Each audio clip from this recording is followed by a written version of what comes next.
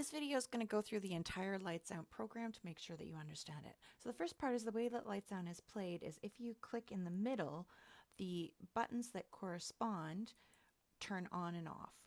And if you click on one that's here where some of them are off, then it switches the values of them. Okay, so that's how Lights Out is played. And then what you have to do is you have to get them all, I think I made it, they have to get them all on or all off, whatever you decide to code. So the first thing you need to do is you need to declare a row and a column variable. You need to declare the one-dimensional array of pictures, and you need to declare the two-dimensional array that's going to track it. So we're going to use 1 for on and 2 for off. Doesn't really matter, just as long as you pick that.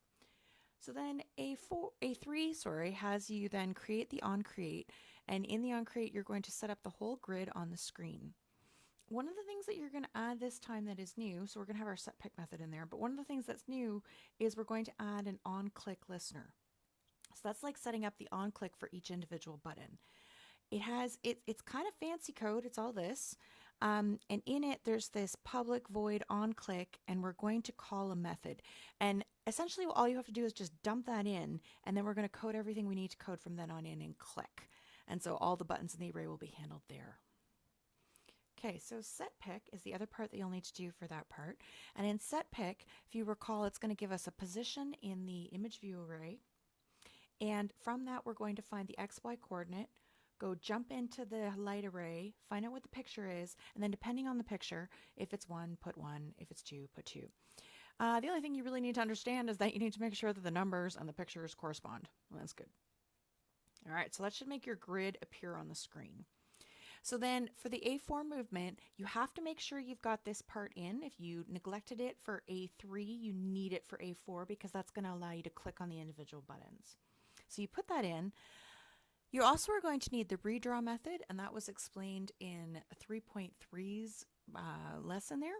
But redraw, what it essentially does is it goes through your two-dimensional array, sees what the number is, and then goes to the one-dimensional array and puts out the corresponding picture. So it makes sure that those two arrays are in alignment. So if you mess with the tracking array, it'll bring the images in alignment with it. You never have to really change this so much as you just have to make the number and the picture align.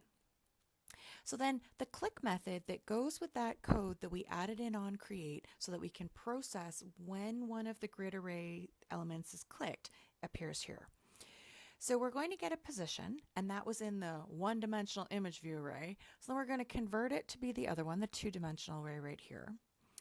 And then if we want to find the middle space, so we want to find the space in the middle of our kind of our T shape that we're clicking on, that is going to be in position XY, the one we're currently on. So what we're going to do to change the picture is if it's 1, we're going to set it to 2. Otherwise, it'll be 2, so we'll set it to be 1. Because we have to do the T shape, one of the other things we'll have to do is we'll have to do the thing above. Now, the problem with the thing above is that I might have clicked right here on the top. So if I click up here on the top, it's possible that there isn't an above. So the first part of the above section has to have this little guard to make sure that it's a valid space on the board. So if it is below 0, that's great. That means that we can go and see what it is and we can change it. And then if it's below 0, then we'll go change it. With below, the guard looks different. With below, you're checking to see if the number underneath it is going to be within the row settings. So you'll see that this one is if it is greater than or equal to 0, and this one is if it's less than row. The same thing happens with the right and left. So if we're going right, it's a minus direction.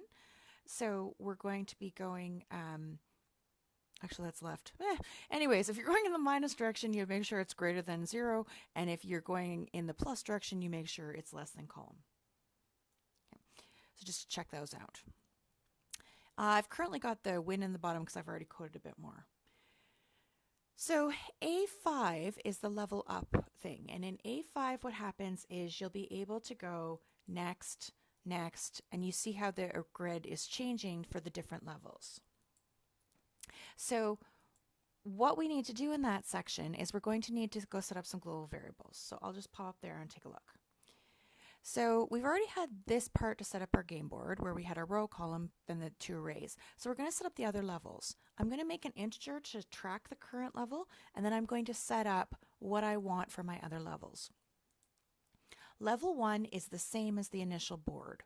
but level 2, level 3, and level 4 are going to have differences. They'll look different. Okay, so let's go back down to where we were. Sorry, we were right down here at level up. Okay, so what happens when we level up is we're going to change the level's number. And if the number is 2, we're going to take the 2 array and copy it into the other one. And if it's 3, we'll take the level 3 array and copy it into the first one. And if it's level 4, we'll copy it into the first one. And otherwise, we'll have got to the end. So we make it wrap around. So like number will be up at 5. We'll grab the array number 1, put it in, and we'll set the number back to 1. So this is kind of the wraparound condition so that you can keep pressing next till the end of time. Then we will bring the two things into alignment. So we'll bring our light array and the image view array on the screen into alignment by calling redraw. So that'll make them match. So first we're going to copy over our new array into the light array, and then we bring the image views into alignment with that. So I hope it's really clear that previous is going to be really similar to this. So if we copy that, the only big difference in previous, if we paste it in, is that the number is now going to go in the other direction. So it'll be minus minus. And so then that's it. That'll do the whole thing again. And so you'll notice, I'd have to send it down again, but you'll notice now you'll be able to do the previous one as well. So A6 is about reset. And frankly, reset is really similar. The only big change in reset is that the number is no longer getting changed. We're just keeping the level that we're at. And so that means we also don't need to change the number at the bottom. And all that happens in reset is I take the initial array and I put it into whatever monstrosity they've got the light array into, and we'll just copy the original back in again and then redraw it on the screen. And that will make reset for you. So then the last part is to code a win condition, and there's a whole bunch of different ways you can do this, but I think an easy way is to set up a count variable to go through the light array and check and see if there is a 1 there. And if there is a 1 there, I'm going to count it.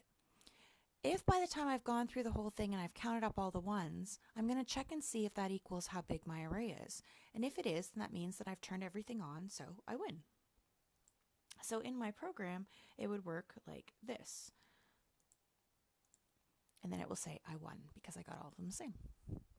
And those are all the pieces of the program.